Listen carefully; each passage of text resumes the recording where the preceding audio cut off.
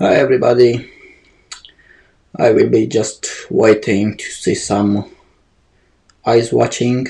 I hope the stream quality is good. It just tells me that the stream quality updated, so I hope the stream quality is not too bad.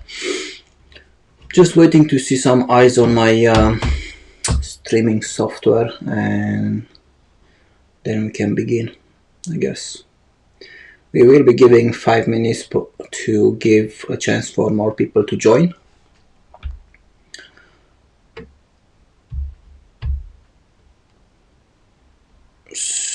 Alright, I see somebody watching. Say hello in the chat if you'd like.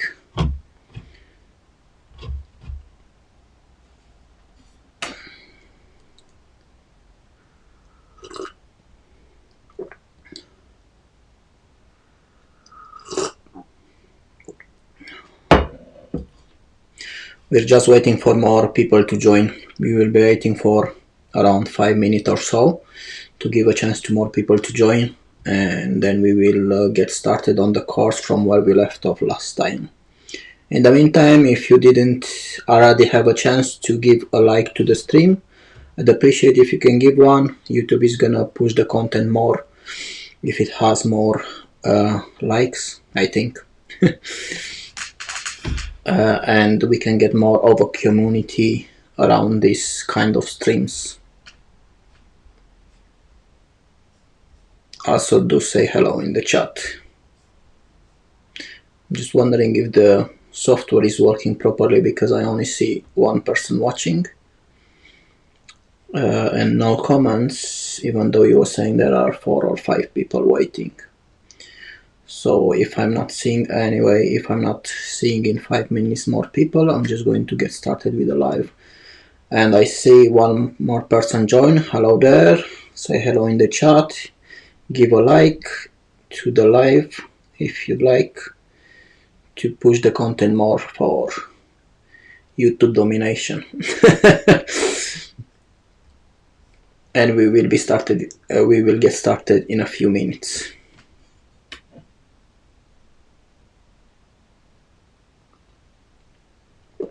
I am wondering if my streaming software is actually pulling the comments because I see no comments. Can you guys put a comment or two? Oh, Julia, you here again. How are you? Is YouTube always letting you know now that I'm live?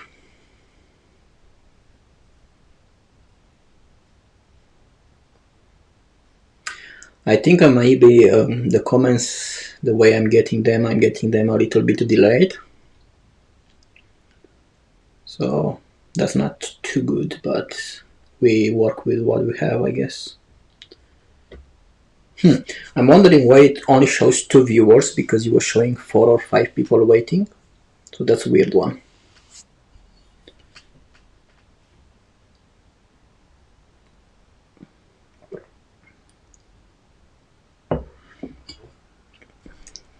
How is going your research with the YouTube channel?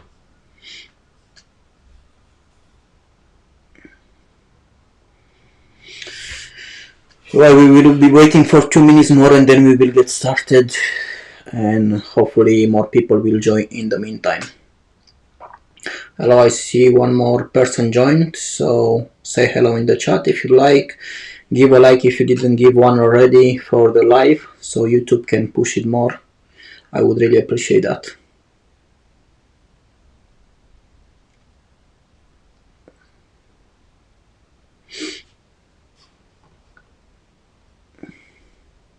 I wonder if Roxana is here. Roxy, are you here?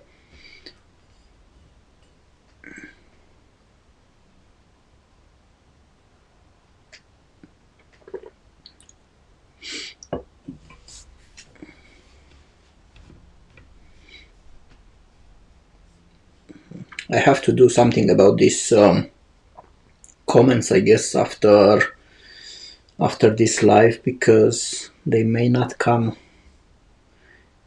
at the same time as you guys sending them, or I don't know. I only got like 2 comments until now, so I don't know if they're delayed or what.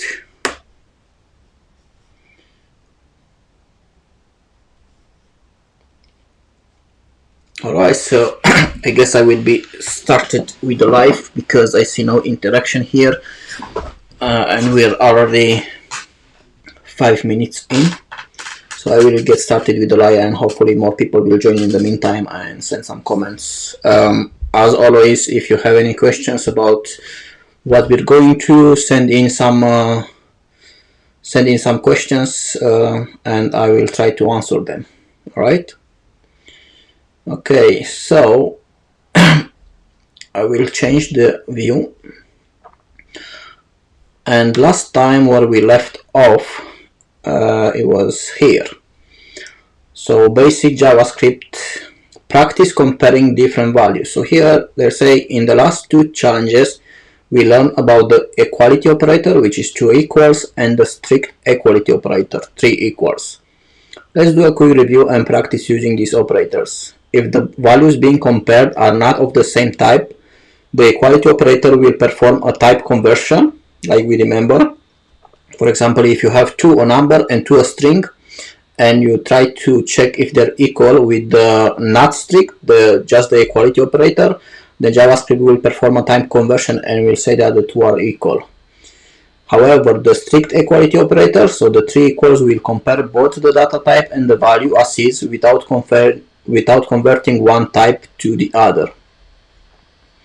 So this will return true because there's 2 equals, and JavaScript will basically convert the data types to the same data type.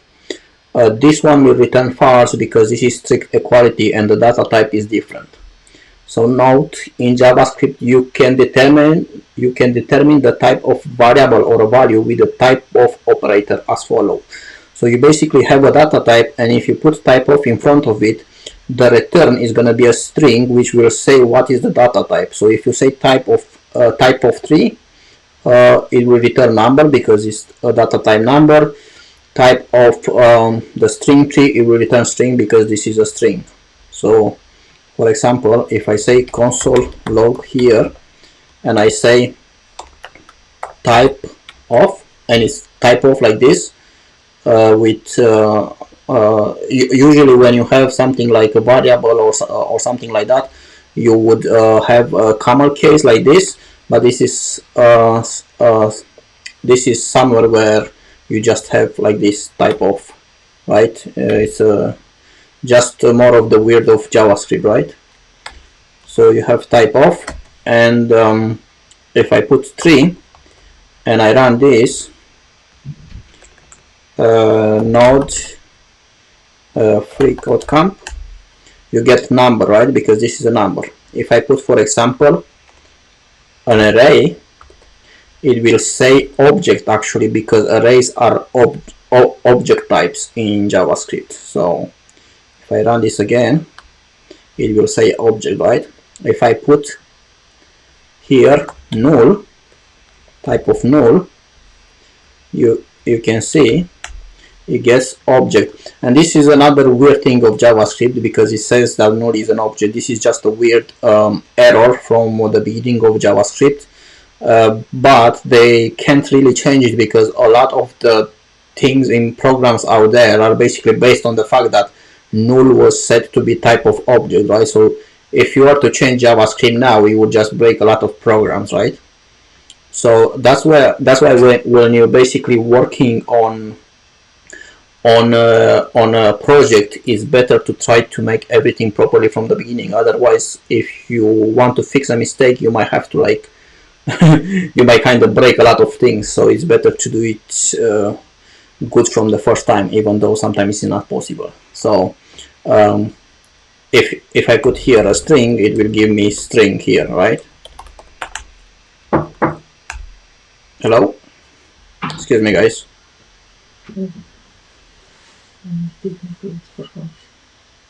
You going somewhere? No. No. 10 pounds? Okay, guys, I'm back. This is my brother, by the way. Hello. Right, so let me go back to here. So it says the compare equality function in the editor, which it gives us here, right? compares two values using the equality operator. Modify the function so that it returns equal only when the values are strictly equal. So compare equality return. So basically here what they use the equality operator, which is just to equal. So this will return equals even if you have 3 as a number and 3 as a string. So they want us to return true only when they're strictly equal, so we just have to change to the strict equality operator, right? And we run it. Okay, submit and go to the next challenge. Guys, do let me know if you have any question. And I see somebody in the chat. Hello, Sohaib. Sohaib, Muhammad, I hope I pronounce your name right. Again, if you didn't already give a like to the live, I would appreciate one so that YouTube can push it more. And also, if you have anybody that could use this kind of content, do share it and we can make a bigger community here.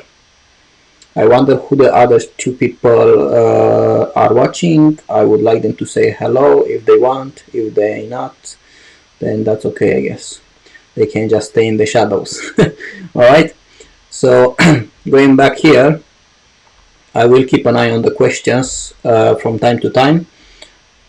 They say comparison with the inequality operator. So the way we have equality operator, the inequality operator is like this. You have an equal and then you have basically an exclamation point, and this means it's checking if the two things are not equal, right? So thank you for the like. It does help the live to get more views and maybe more people sticking and watching the content and actually maybe asking some questions. So the inequality operator, which is this, is the opposite of the equality operator. It means not equal and returns false where equality would return true. So basically the way the equality operator checks if the things are equal, this one is checking if they are not equal, so it returns the opposite of the equality operator. Like the equality operator, the inequality operator will convert data types of values while comparing. So if you use it like this, like exclamation point and one equal, it will convert the data types before checking if they are not equal. Right?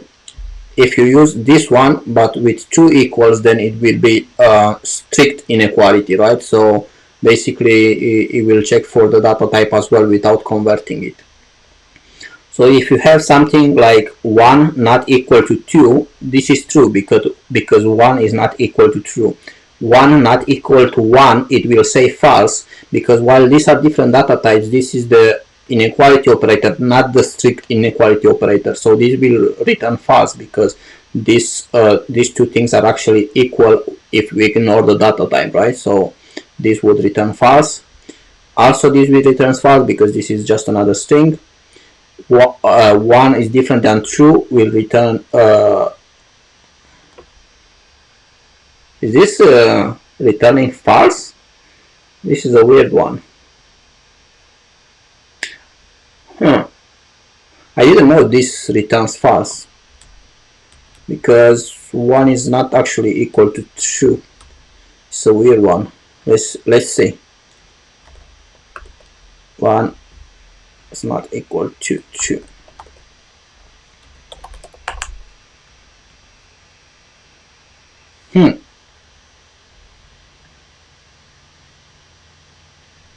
This is a weird one. I don't understand why that is. It's basically because kinda 1 and true and 0 and false are kinda basically truthy and falsy values, but I didn't know that this is actually the way it works in JavaScript, so this is something new I learned. I bet some other people wouldn't know this as well. So this is something to trick some JavaScript masters, I guess. I don't know, maybe it's just me that doesn't know it. Anyway, so it says add the inequality operator in the if statement so that the function will return not equal when a val is not equivalent to 99. So in here we have to say if val is not equal to 99 and return not equal, otherwise return equal, right? And we run it. submit and go to the next challenge. Okay, so I have Vishal here. Hello sir, how are you? I'm doing well. It's nice to be on the third floor of, I think it's the third in this series and the fourth since I started doing lives. Oh, Franklin, hello. Hi guys, it's nice for you to comment here. Also, I would ask again, if you didn't already like the live, a like would be appreciated, so that more people can see the live, because YouTube will show the content more probably if there's some interaction. Comments as well and likes are appreciated because YouTube will push the content more and we can get more people here asking questions and stuff. How are you guys doing today? Let me know. I will check the messages again after I go through one more of these lessons. I do wonder if Roxana is here. Roxana is my university colleague from back in Romania from like 10 years ago, and she's learning JavaScript as well. She was saying that she's gonna be here, but she didn't say hello, so I'm not sure if she's here. So now we have the strict inequality operator, which we talked about in the one as well, in the one before as well. And it says the strict inequality operator, which is an exclamation point and two equals, is the logical opposite of the strict equality operator. It means strictly not equal and returns false when strict equality would return true, and vice versa. Strict inequality will not convert data types, so it will not convert the data types before checking if they're not equal, right? So 3 is different than 3 is false because these two are equal.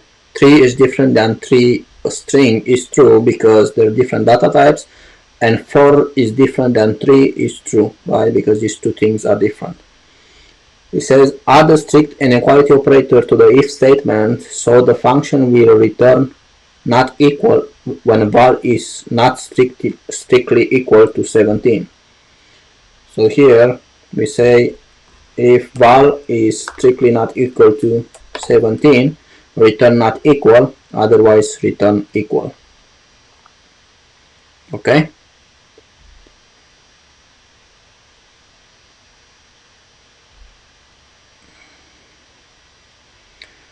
Yeah, we shall, so remind me later.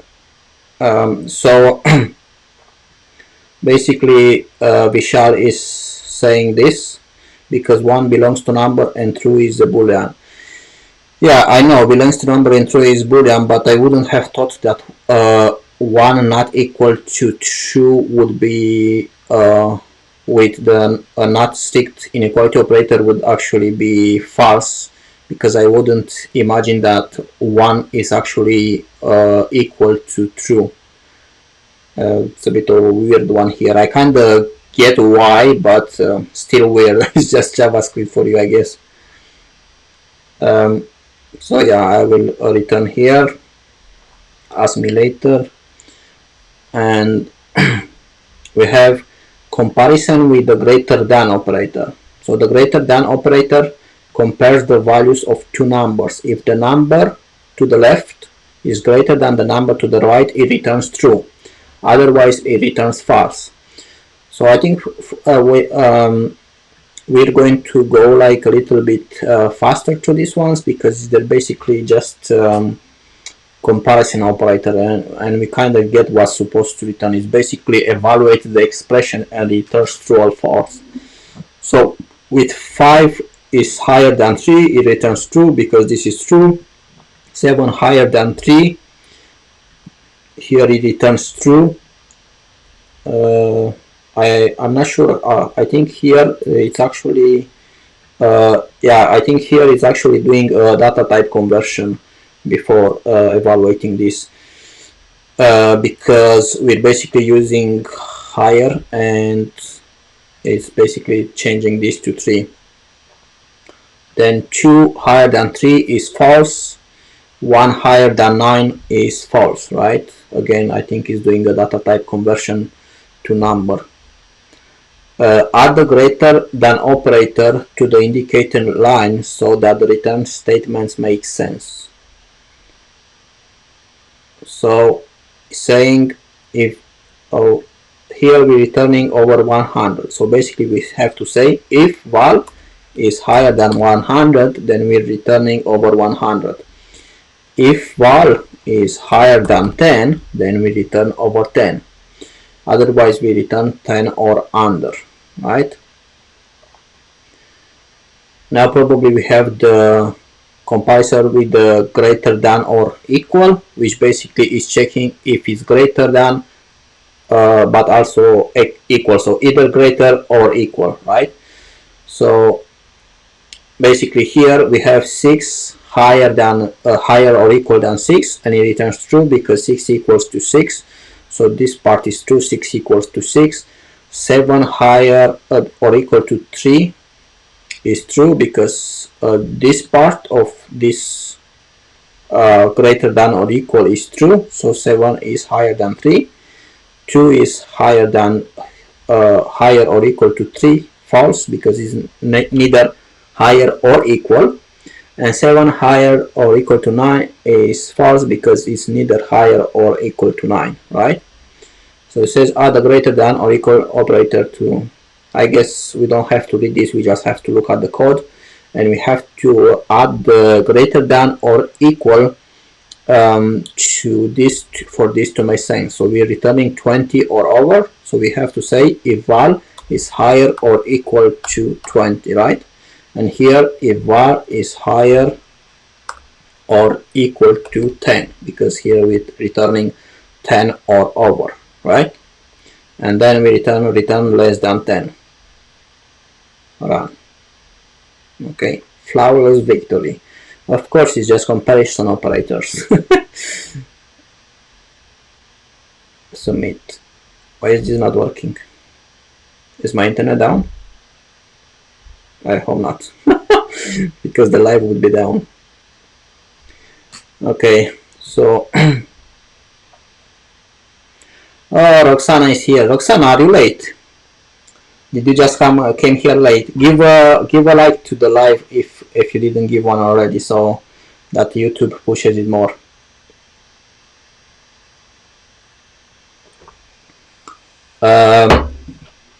Vishal, are you saying about this course that is going great, or is it another course that you're going through?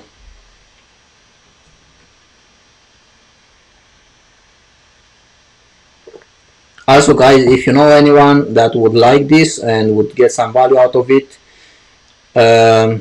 do invite them over so we can like have more people interacting and asking questions. I see one more person join the live. Welcome to the live. Say hello in the chat.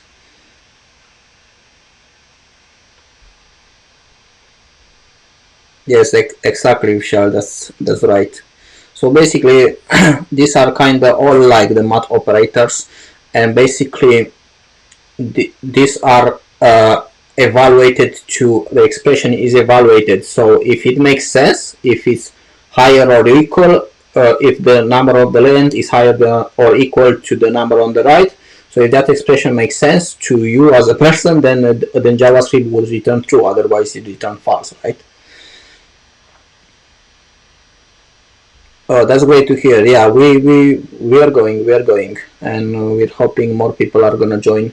Like I am posting about this course in more groups from time to time, and hopefully more people will get more interested in watching. Anyway, so I will be going back to the live. Well, to the live, I'm still here, but we will be going. I'm going to be going to the course a bit more. So we have again something the same. We have now we have comparison with the less than operator, which is just the reverse of higher than operator. And of course we have this expression evaluated is true because it makes sense to us. 2 is less than 3, 3 is less than 7. Again, here they're making the data type conversion, right? And so on. 8 is less than 4 is false, right?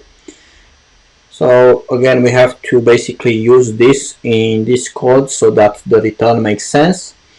So here it's returning under 25, so we're saying if var is less than 25, then return under 25. here it says under 55, so if val is less than 55, return under 55, otherwise return this, right? So we run it, and now we have less than or equal, which is again the reverse of higher than or equal operator, and we have 4 is less or equal to 5, true, and then we have 5 less or equal to 5 is true because this part is true, 5 equals to 5. And again we have to use this in the code so that it makes sense, right? So if it's returning smaller than or equal to 12, then we have to say if val is smaller than or equal to 12, here smaller than or equal to 24. So we use this, and otherwise we return more than 24. All right.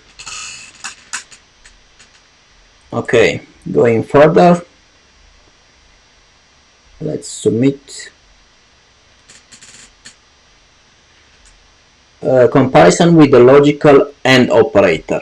So we're getting into some more interesting territory now that is not actually a math operator. So it says sometimes you will need to test more than one thing at a time. So you will need to test more than one expression at a time, right? So the logical AND operator, which is basically to ampersand, I think this is called ampersand, returns true if and only if the operands to the left and right of it are true.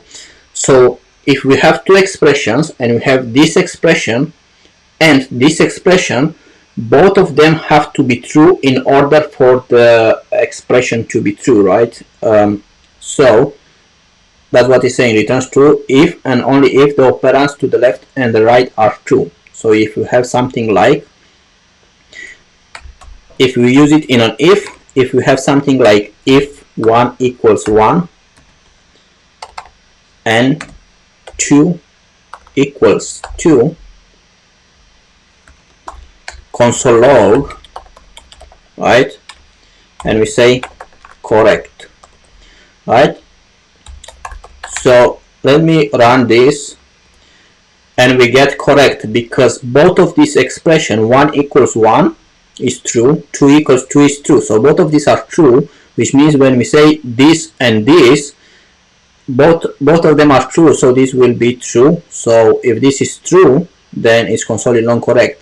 But if only one of these is false, so if I say here if 1 equals 2, then immediately when I run this, it will not do nothing because this is false, so it's not even evaluating this one. So all this expression will become false, because if 1 is false, everything is going to be false. Again, if I change this back to 1, but I make this one false, again, it's not going to do nothing, right? So it's not doing nothing. And if both of them are false, the same. So as long as 1 is false, then all this expression is going to be false. Okay, so here is saying the same effect would be achieved by nesting an if statement inside another if. So it's saying if num is higher than 5, then we have another if num less than 10, return yes, and then outside this if it's returning no. So basically what this is checking, it's checking if the number is between 5 and 10, not including 5 and 10. So first it's checking if the number is higher than 5, and if that's true, then it's checking if the number is lower than 10. So if that is true as well, then we return yes. So basically that has checked if the number is between 5 and 10. So if this didn't happen and it didn't return yes, so it didn't return yes out of the function that maybe you're in, then we're returning no, right? So this nested expression could be written in just one if by checking both things in one expression. So you're checking if num is higher than 10, and then you're putting the second expression with an and we're saying and num is less than 10, then console log correct, right, or return yes. So basically, instead of making nested ifs, you're just saying AND. I want this to be true and this to be true, and if these both are true, then we're returning yes, okay? So you're saying we'll only return yes if num is exactly what we talked about. So, and this is what we talked about here, right? Replace the two if statements with one statement using the AND operator, which will return yes if var is less than or equal to 50 and greater than or equal to 25. Otherwise, it will return no. So basically, we have to change the code that they give us so that we use the AND operator. Actually, they gave us a nested if the nested if, but they didn't give us any of the things that they said there. So I'm just copying this return yes here. I'm removing the second if inside, and I'm putting the return here inside, and I'm saying, what do they say? If val is less than or equal to 50, so we're saying if val is less than or equal to 50, and we will have an AND, and they say greater than or equal to 25. So it's this one, and also it has to be greater than or equal to 25. And this could be put maybe in the different order so that it makes a bit more sense. But we're saying if val is higher or equal to 25 and it's also less or equal to 50, then we're returning yes, otherwise we return no, right? So let's run it, and that's it. And let me just check to see if there's any comment. Okay. So Vishal says, when I was learning JavaScript, I messed up with this operator because I used to forget how to write it, but I came to know that follow the words of practice. I am not sure what that means. I think you did some mistakes there at the end. Also, if there's any people watching that didn't already give a like to the live, I would appreciate one, so that YouTube can push it more. And obviously I'm keep repeating this, but I don't know when there are new people here. So again, if anybody has any questions, do keep asking them. Well, I mean, I didn't get any questions yet. Also, if you have any questions about JavaScript that you encountered this week, you can ask them as well, and I will answer them at the end of the live if I can, because I'm not like a JavaScript master. I do know JavaScript pretty well, but I'm not a master. Follow the words of operators, Vishal is saying. Yeah, it's good, but also there are some other stuff about AND that obviously is not explaining here, but I will be making some videos about this, because the AND operator and the OR operator is a lot of people don't know some stuff about them, which is pretty useful when working with JavaScript. So I am planning to making some videos about them more in depth. Anyway, going back to the course, let me go in here. And it says comparison with the logical OR operator, which is the one I was talking about before, that again has some other useful properties that they're good to know. Anyway, they're saying the logical OR operator, which is basically two lines like this, returns true if either of the operands is true. So basically here this would be true, this expression would be true if both of these expressions would be true.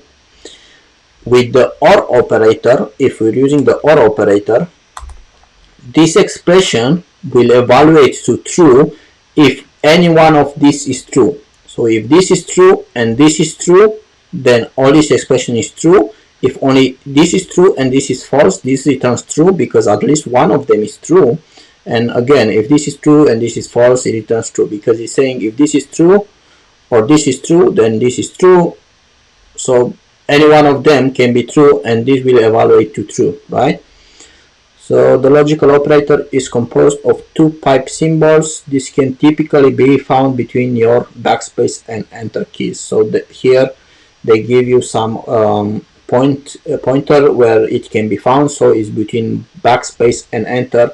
You should be able to find those lines that you need to use. The pattern below should look familiar from prior waypoints. So if num is higher than 10, return no. If num is less than 5, return no. Otherwise, return yes. Right?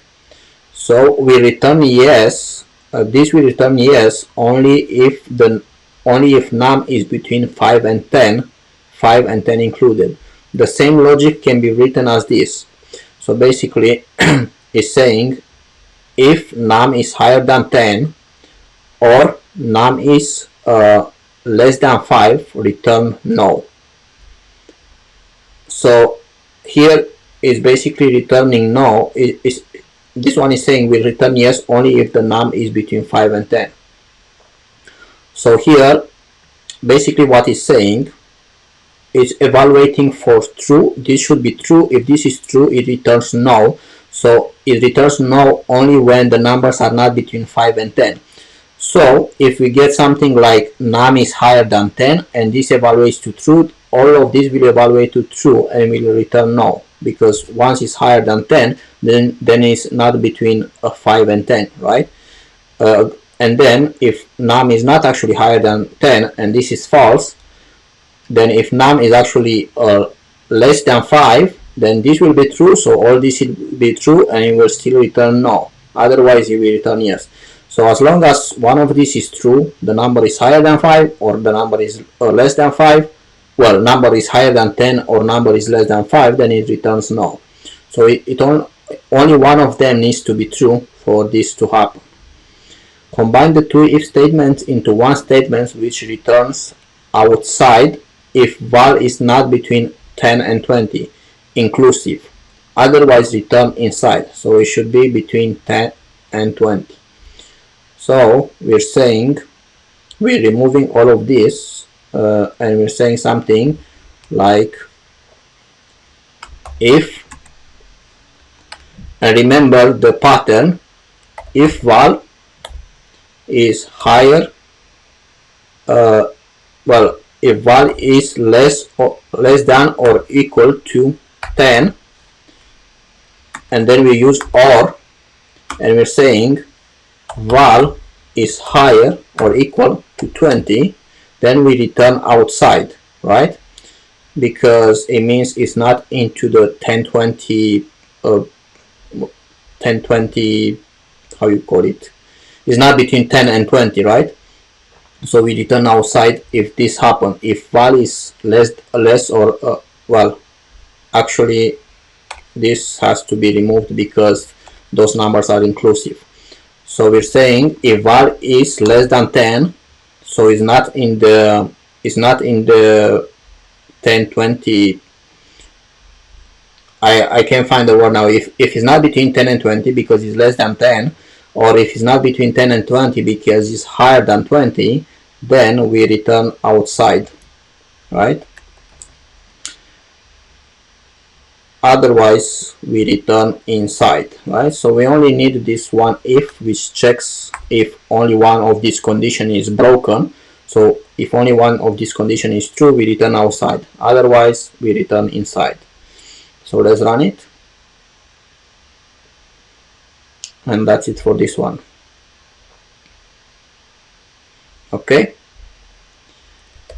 Okay, so I will be going forward because I don't think there's any new people and I didn't get any more comments, so we can go forward. Let me just have a cup of, well, not a cup because I will be here long, just a bit of coffee.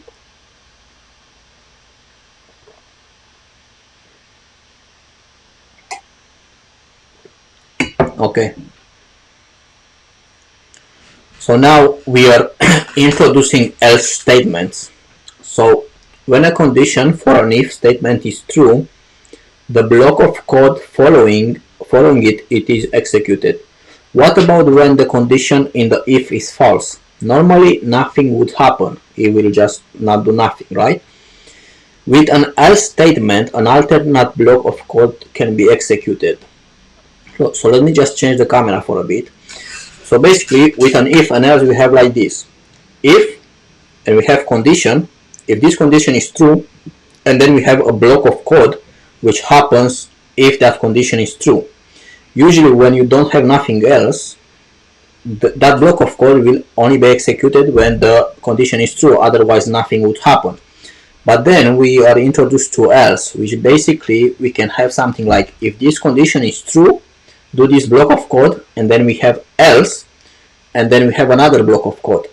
So at that point, if we can explain here, so we can say something like, if num is higher than 5, right? So we have the if here, we console log higher than 5, right? Actually num is not even a variable here, so we will just say if 10 is higher than 5, console log higher than 5, right? So at this point it will just say higher than 5 if the number you put here is higher than 5, otherwise it would just not say nothing, right? But what if we want to say something in case it's not higher than 5, right? Then we can use an else, right, which is another keyword in JavaScript, and we say what to happen if this expression here is not true. And what you want to say is console log not higher than 5, right? So let me clear this, and now when we run it we will get higher than 5 because 10 is higher than 5, so that expression evaluates to true, and the if block is, oopsie, I forgot to show the code. Sorry about that, this is so embarrassing. Alright, so going back to this, basically when we have an if, usually, let me delete this, usually if the condition in the if is true, this block of code happens, otherwise nothing happens, right? But what if we want to execute another block of code in case the condition is not true? Then we introduce an else condition, right? An else keyword, and with this, basically if the condition in here is true, evaluates to true, then the if block is executed, otherwise if this condition is false, the other block executes, right? So with this thing we're saying if this number that we put here, which let me put like a variable, let me say const num is equal to 10, right? So we're saying if num is higher than 5, console log higher than 5, else, so if this is false actually, then do this code, right? So at this point, if I clear this and I run the code, we get higher than 5 because num is higher than 5, so this evaluates to true and this block happens. If I change this to 3, then this will evaluate to false because 3 is not higher than 5, so this will not be executed, but the other one will be executed. Alright, so now we will get not higher than 5. Okay, let me clear and run it, and it's saying not higher than 5. So this is how the else keyword is used, right? So here is saying if num is higher than 10, which is basically a number that we have, we return bigger than 10, else we return 10 or less, right? And here it doesn't make sense when they say return because we don't see any function. It would be better say console log, but if this isn't a function then this would make sense, right? So basically we have an if and then an else, which is what happens if this condition does not evaluate to true. So here is saying combine the if statements into a single if else statement. So let's see what they have here. They have something like, if val is higher than 5, result equals bigger than 5. And then they have another if val is less than equal, which is basically the opposite of this, result equal 5 or smaller. So instead of saying that, we can copy this, right, remove this, and use the else. So we're saying if val is higher than 5, result equals bigger than 5, else if it's not higher than 5, which means is less than or equal to 5, then we run this, right? So let me run it, and that's it. Alright guys, I'm going to have to use the toilet for a second. I will be back immediately.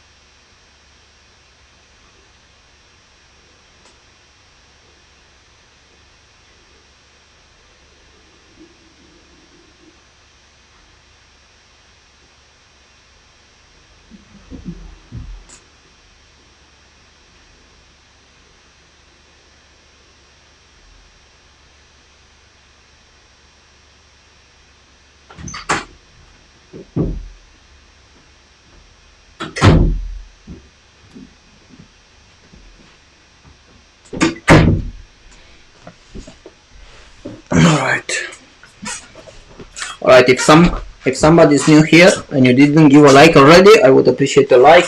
How are you guys? Are you following along? Everything going great?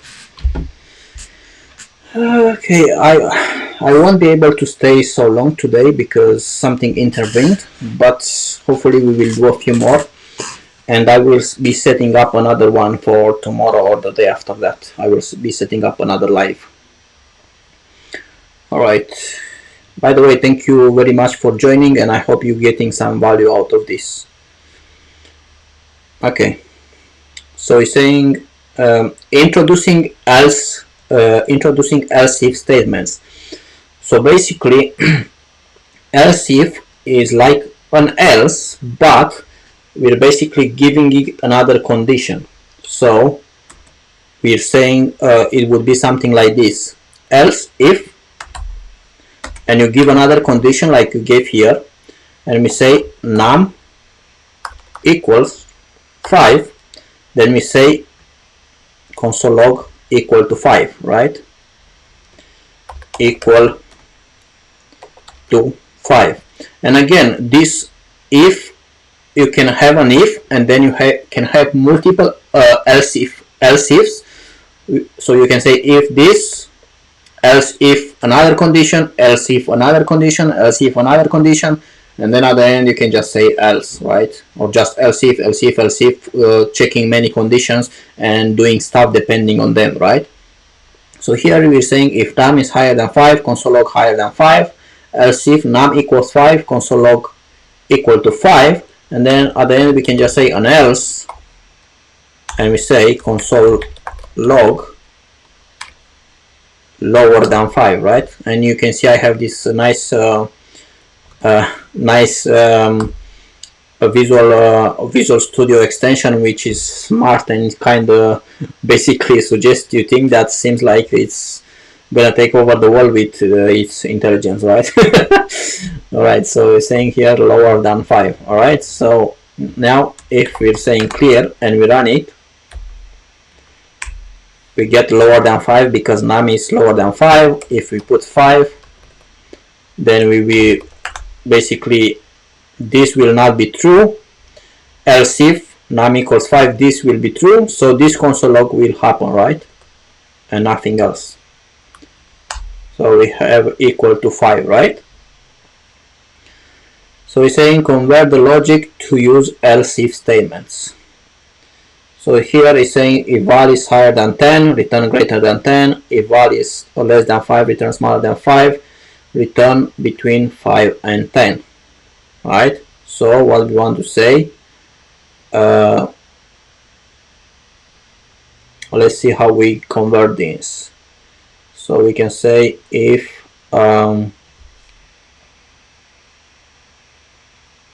right, so we say if we copy this, and we're saying if val is higher than 10, return greater than 10. Else if, and we put this condition, val is less than 5, then we say this, return smaller than 5. And if this none of these are true, actually we're returning between 5 and 10, right? So let's run it.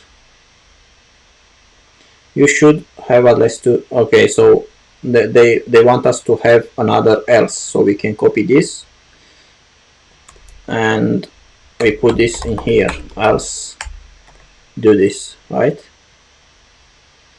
And we run it. Okay, do let me know if I went a little bit too fast. I hope not. I will be going forward until I see some questions or anything on the chat.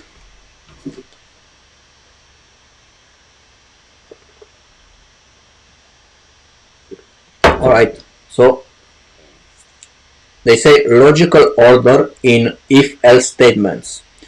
Order is important in if-else if statements.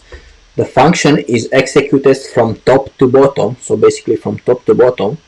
So you will want to be careful of what statement comes first. Take this to function as an example. Here's the first. Function foo of x. If x is less than 1, return less than 1. Else, if x is less than 2, return less than 2. Else, return greater than or equal to 2. And the second just switches the order of these statements. If x is less than 2, return less than 2. Else, if x less than 1, return less than 1. Else, return greater than or equal to 2.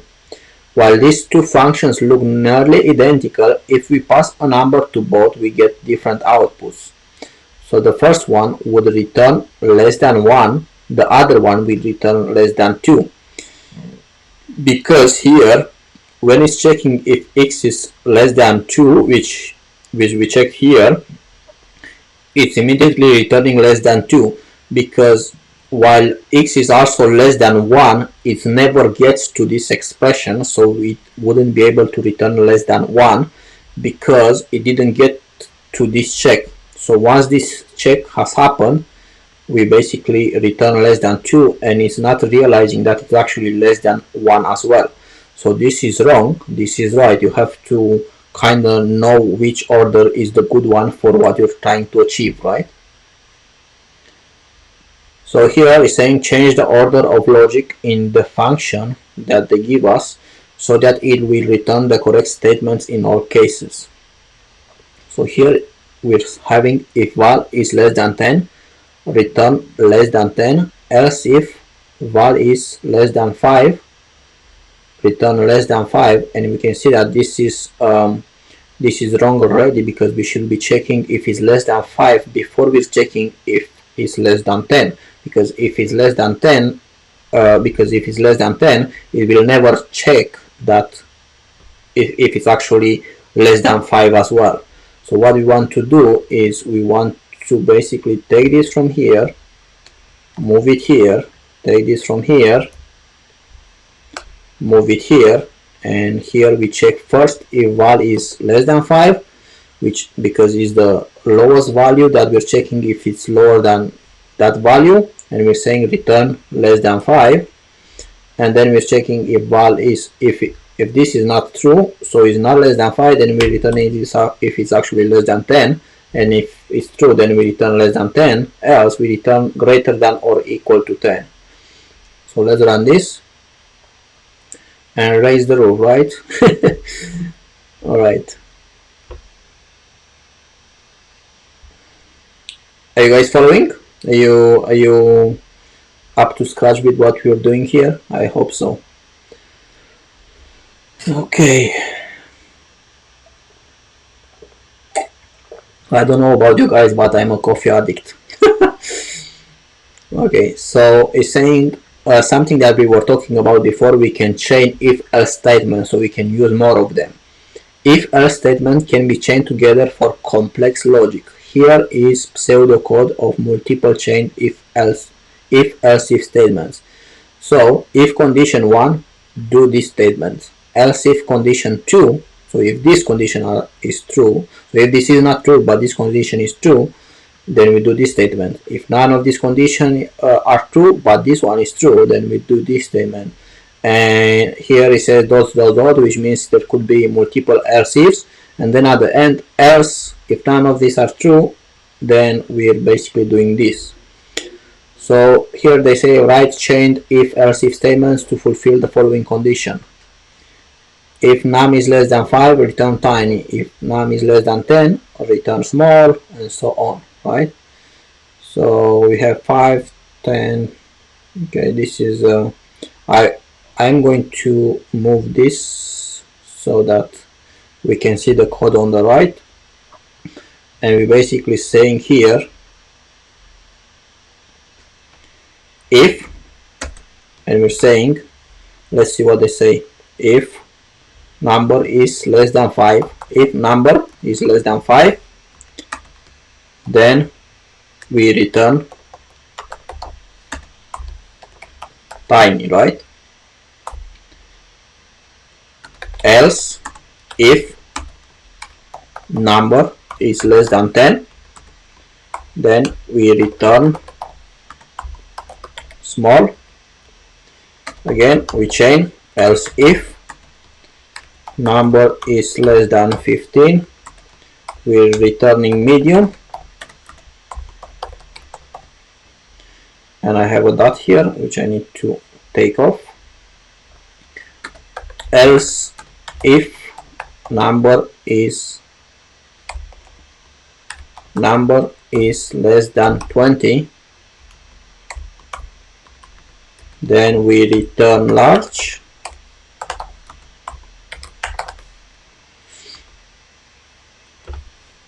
And I'm going to put this, even though I don't think we need them at the moment in JavaScript, but I like to use them. I think it keeps it more clean. So else, so at the end we just have an else. If none of these are true, then we return huge, because if none of these are true, then it means the number is higher or equal to 20, right? So we return huge. And we could also return, that's what she said, but we just return huge. Okay. Okay, so let's run it. And the funny thing is also saying ride like the wind after we talked about that's what she said. Okay, let's go to the next one.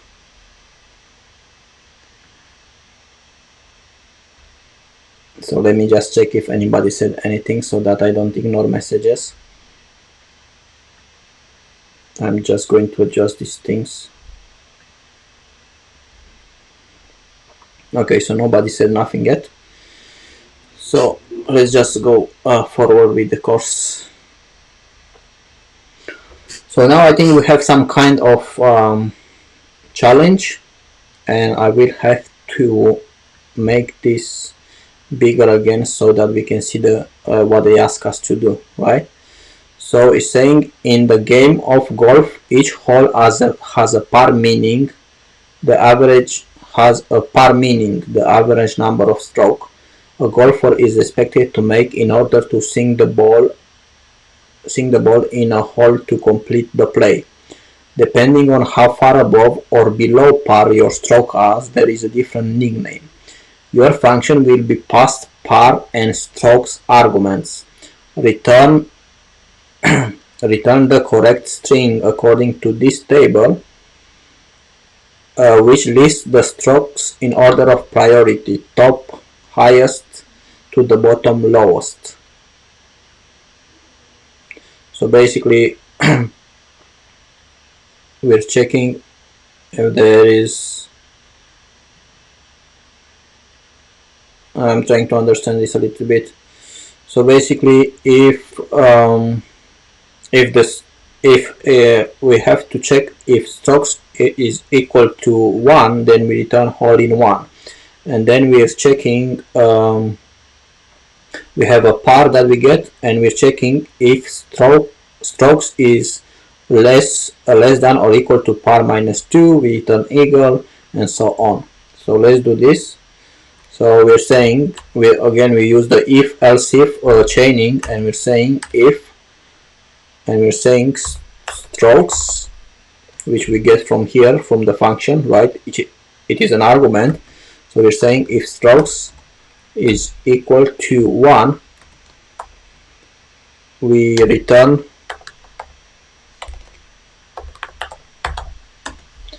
this string, right?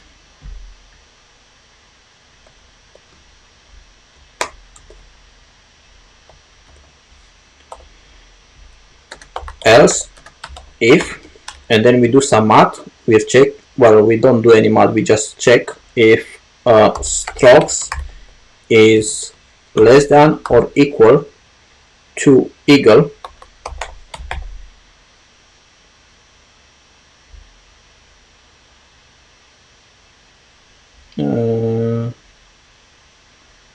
yeah. So we're checking if strokes is less than or equal to not equal to a par minus 2, right? Which again we get par from here from the function as an argument. We return eagle, right? Else if strokes is equal to par minus 1,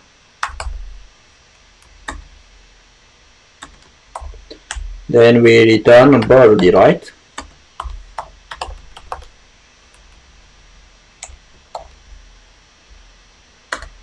Else if, and we do multiple ones here, else if strokes equal par is equal to par, then we return par, right?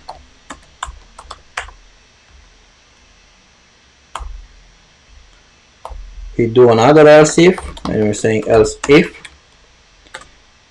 strokes equal par plus 1, we return boogie, just with one O. And wow, this is a long one. Why do they make us go through so much pain? Else if strokes equal par plus 2,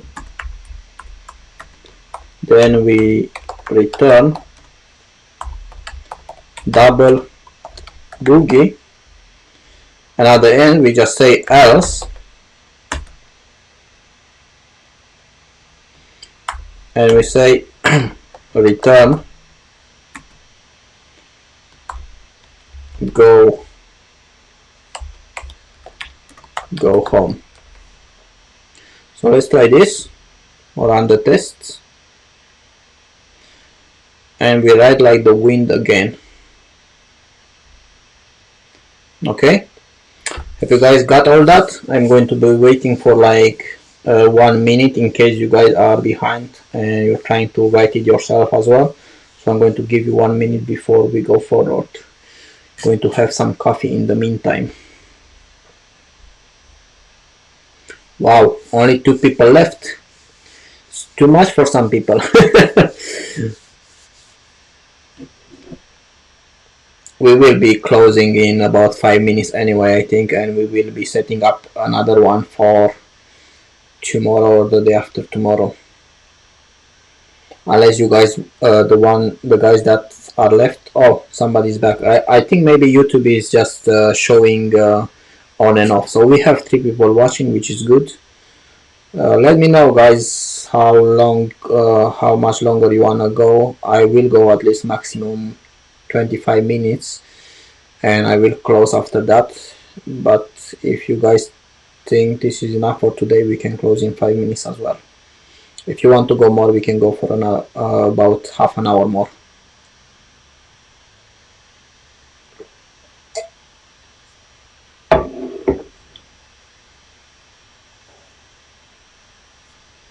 Right, hopefully you guys have catched up with the code. I will go further here. Thank you for the likes. Say hello in the chat if you're new, and thank you very much for the like. Yeah, it is appreciated because YouTube will show the content more the more likes it has. Also, if you know anyone that would need this kind of content and would be helpful to them, do share, and we can have more people watching. Alright, I will be going back to the course. Let me know if you have any questions in the chat. Okay, so let me get Visual Studio again, because I think after this exercise we're going back to more theory. Let me delete this and clear. Okay, so let me just check if somebody said anything. Nobody said anything, so I will be going further. So as you saw before, we were using a lot of else if, and JavaScript has something else that we can use for when we have multiple multiple tests, right? So if you have many options to choose from, use a switch statement. A switch statement tests a value and can have many case statements which define various possible values. Statements are executed from the first matched case value, so from the first one, until a break is encountered. So that's why we kind of use break after everything that we say in a case. So if we don't want any of the following ones to happen, right? If we don't want to check for any of the following ones, then we say a break, right? So here is an example of switch statement. So something like this: switch lowercase letter, and here we're passing an argument in the switch. So we're saying case A, which basically check if lowercase letter is actually A. So whatever we pass here, we check if it's equal to A, and if that's the fact, then we console log A, and then we break out of this switch, right? Then it's checking. So if this didn't happen, then it's checking if it's B, if this is B, and it's consoling log B if that happens, and then it breaks, right? So it's saying case values are tested with strict equality. So basically when it's checking this is strict equality. So if this would be checking for 1 as a string and this would be 1 as a number, then this case wouldn't happen because the switch tests with strict equality, right? So if the data type is different, the case would not happen, right? The break tells JavaScript to stop executing statements. If the break is omitted, the next statement will be executed, which means it will check if this it will check for these things as well, right?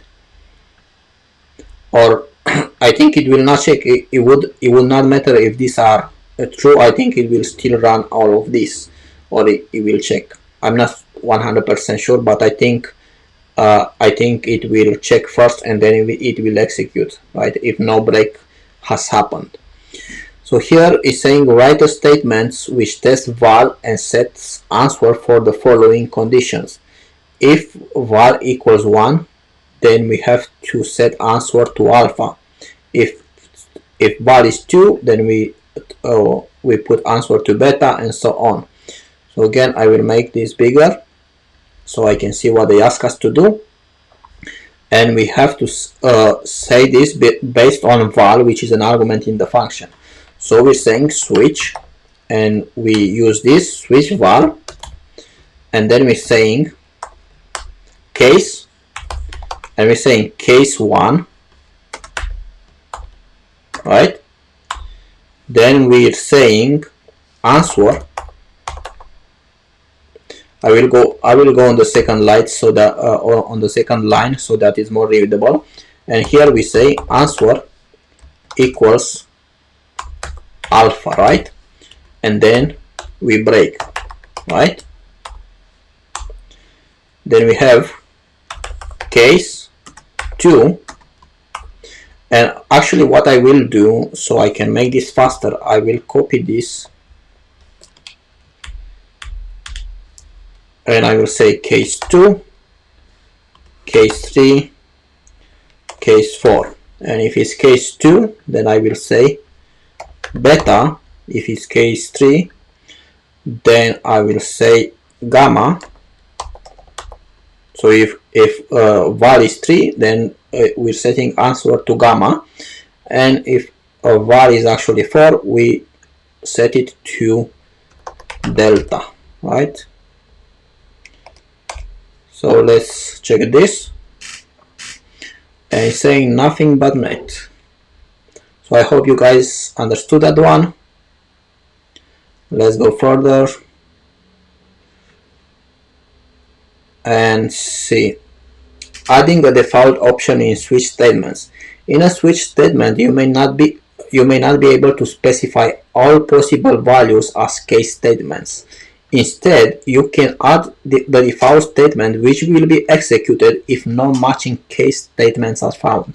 So think of it like the final else statement in an if-else chain. So in an if, how long have I?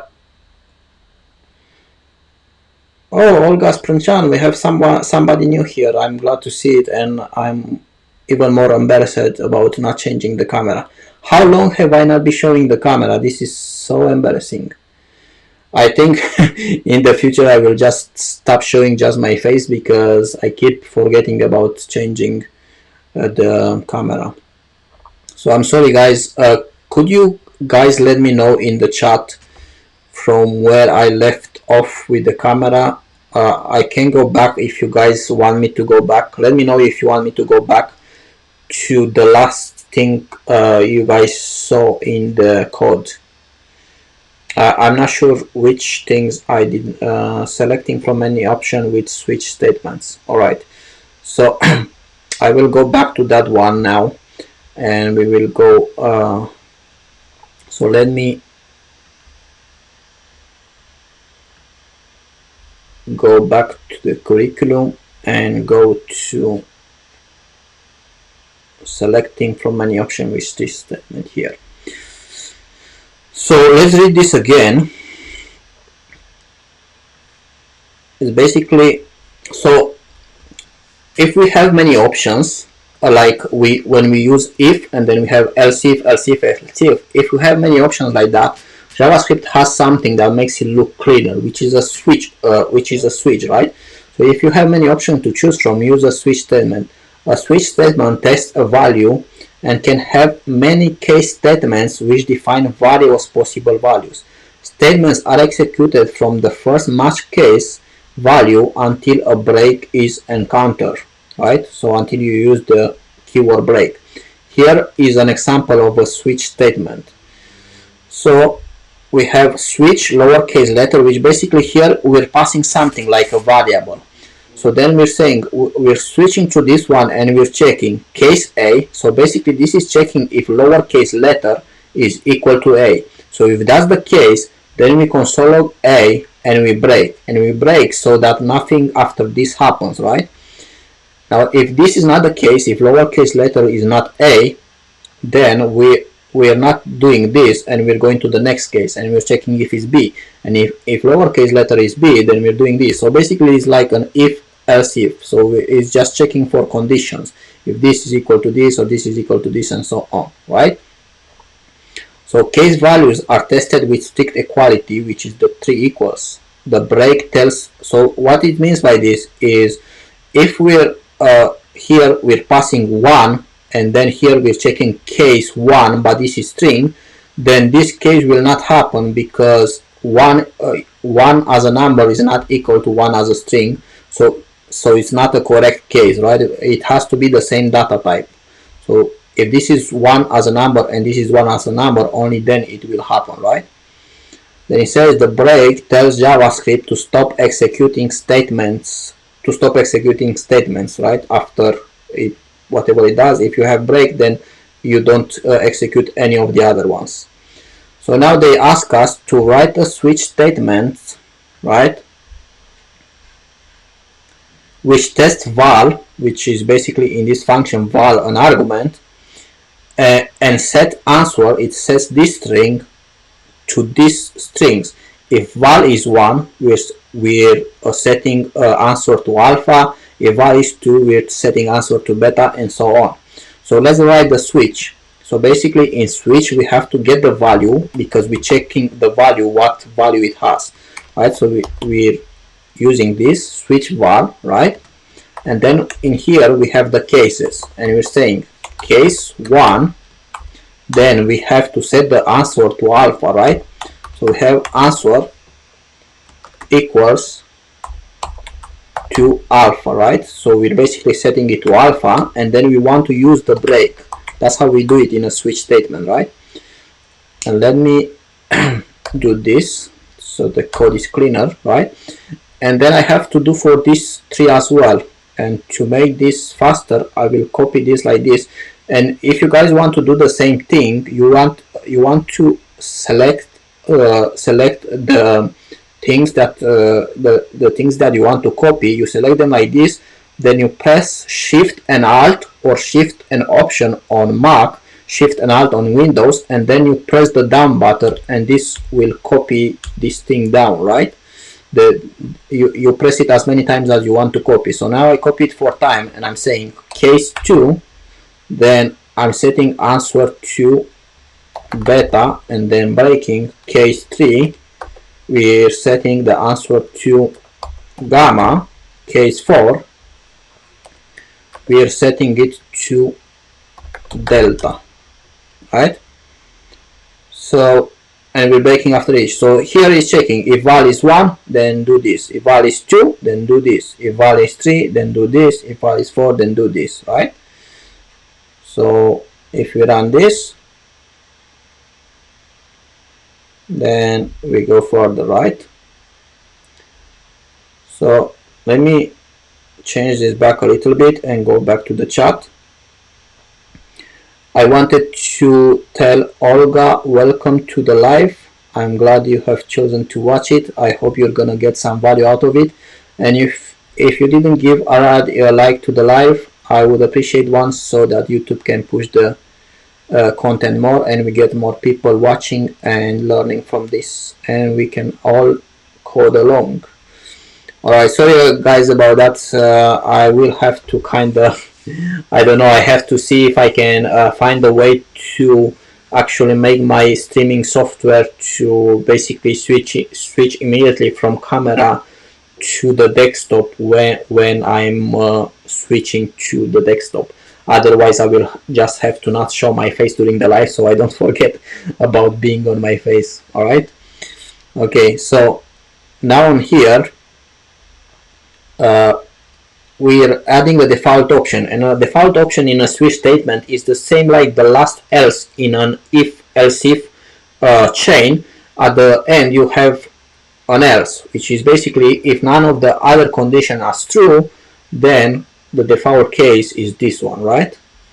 So in a switch statement you may not be able to specify all possible value as case statement. Instead you can add the default statement, which will be executed if no matching case statements are found. Think of it like the final else statement in an if-else chain. So a default statement should be the last case, so you put it at the end. So basically it's checking if num is equals to value 1, which is whatever value you say here, then do this and break.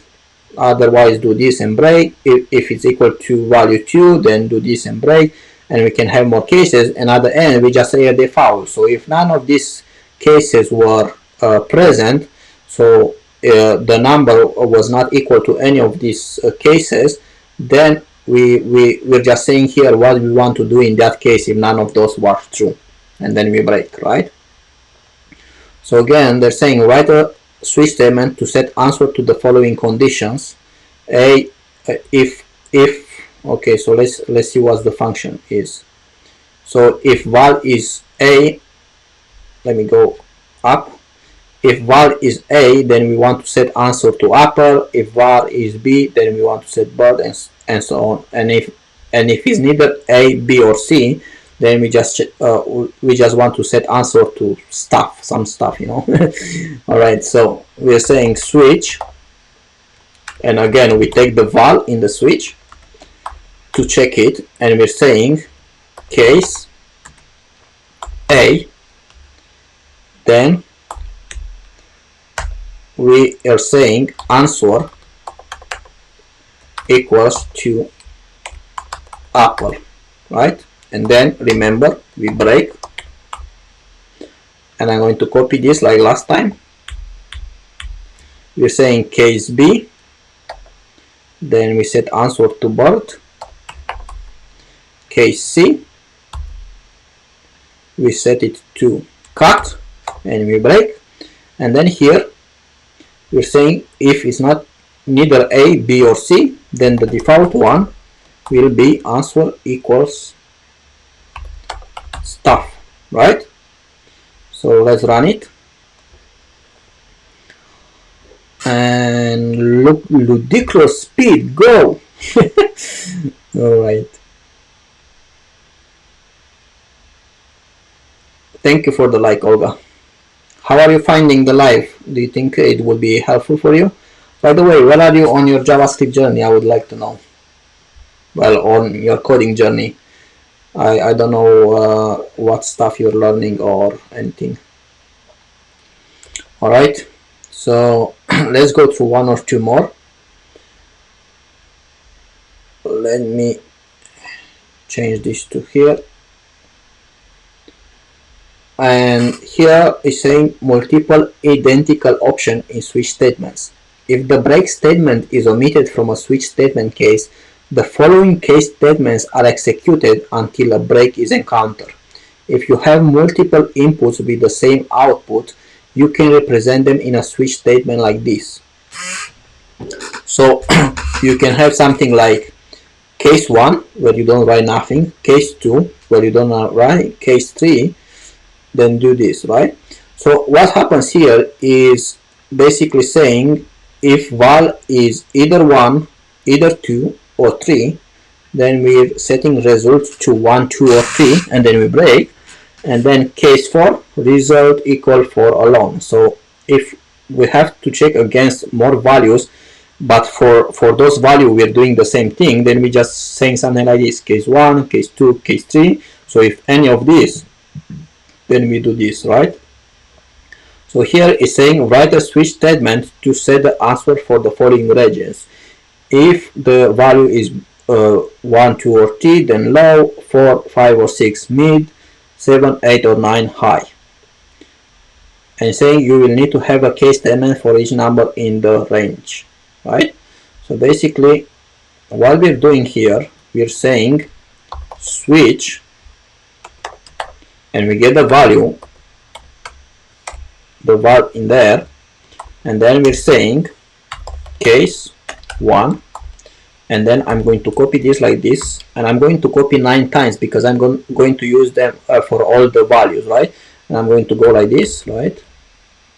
I have 6, 1, 2, 3, and I have 9, and then I'm saying case 2, case 3, case 4, case 5, case 6, case 7, case 8, and 9, right? So then we have for case 1, 2, and 3. So if it's 1, 2, and 3, then we want to set answer to low, right? So we say answer equals low. Was it uppercase letter? Yes. So we have answer low, and then we break, right? Copy this, and if it's 4, 5 or 6, then we want answer to be mid, right? If it's 7, 8 or 9, then we want to be answer to be high, right? So basically these things are happening for 7 and this is happening for 7 and 8 and 9, this is happening for 4, 5 and 6, and this is happening for 1, 2 and 3. So let's run it, and target is acquired. I am glad it's helpful. I hope you are going to join the following lives. That way we will build a community of more people. And keep in mind that I am planning to do more lives in the future where we're also going to be solving coding challenges. We're going to do some projects, so this is going to be a fun experience. Okay, let's do one more and then we can close for this live. I will keep 2 minutes at the end if you guys have any questions, and then we will close for today, and I will set up another one probably for the day after tomorrow or the day after that. We will see. If you don't have me on Facebook or you are not subscribed, do subscribe and hit the notification bell so YouTube will let you know when I'm setting up new lives. Otherwise, add me on Facebook and you will see maybe a post from me where I'm going to post a link to the next live. But it would be helpful if you subscribe. It will be easier for YouTube to show you my content. Alright, so let's go through one more. And it's saying replacing else if else chains with switch. If you have many options to choose from, switch statement can be easier to write than many chain if else if statement. The following: if var equals 1, answer equals A; else if var equals 2, answer equals B; else answer equals C can be replaced with this, which is easier to understand. Switch var, case 1, answer equal A, break; case 2, answer equal B, break; and then you have the default, which is the else, where answer equals C.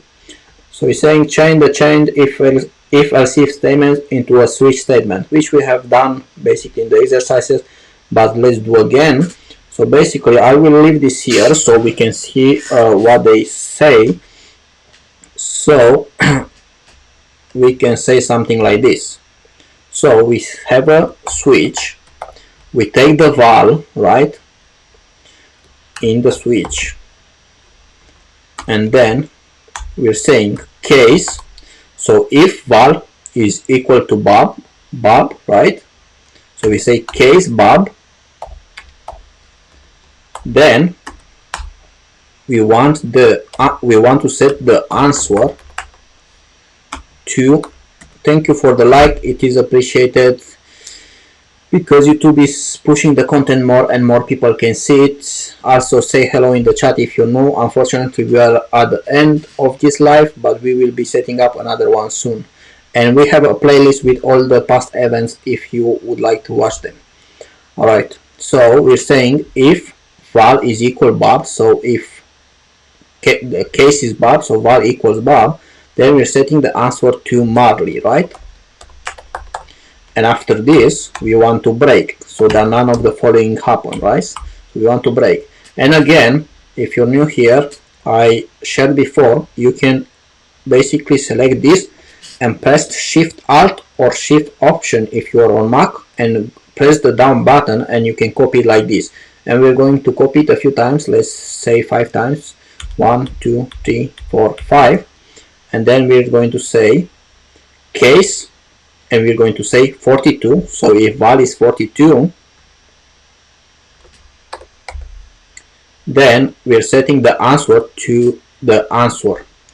And this is a funny one because actually this is a funny story. If you check the meaning of 42 on Google, you will see why 42 is set the answer because it's set to be the answer to a universe and everything, right? So we're setting this the answer to the answer. Then we're saying if var equal 1, then we're saying answer there is no number 1. So case 1, then we're saying there is no number 1. And again, when you use your programs, you try to use the same quotes so that you don't have like a mess, right? Don't use different quotes all over, right? So then we're saying if it's 99, then we're saying miss me by this much, right? So we're saying case 99, and I copy this all over so I don't have to use the break every time, but remember that you need to use break after you say something in the case, right? So we're saying case 99, so if value is equal to 99, then we're setting it to this. If the value is equal to 7, then we're setting it to 89, right? So I just need this one as the last one. So we're saying if var is 7, then we're setting it to 89, right? So let's run it. You should not use any we have forgot to remove this code, which we don't need anymore because we have the switch, right? So let's run it, and we are over the top because we're good at this, right? Okay, so I think we will stop at this for today. We are 1 hour and a half onto the live. I've been told that probably and I think I can change now because there is no danger now. I will be setting up another live soon. If you enjoyed this one, do make sure you hit the reminder for that one when you see it, and YouTube will remind you that this live is starting in 30 minutes or so. Also, if you know anyone that would enjoy this type of content, do make sure to share it with them. We appreciate it, and I'm sure they would appreciate it as well. If you have any questions for me, I will stay 5 minutes, or depending if I get any questions, I will stay 2 to 5 minutes more live, and then we will close this one, and I will see you next time. Thanks a lot for joining. I hope you got some value, and yeah, I'm waiting to see if there's any questions before closing this live. You can also ask me questions about my development journey, how I got a job, or how I feel changing careers. Bye, Roxana. I hope you got something from this one. I guess I will talk to you on Facebook if you want.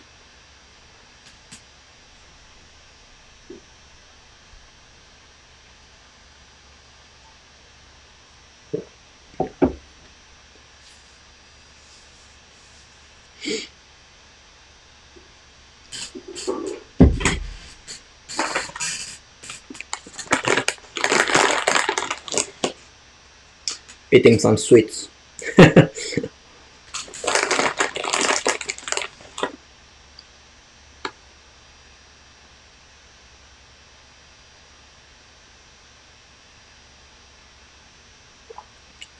Alright, so I guess probably nobody has any questions unless the questions are coming on later. I hope not. So I will say bye, and I'll see you next time. Thanks for joining, and have a great evening, day, or morning wherever you are. Bye bye for now.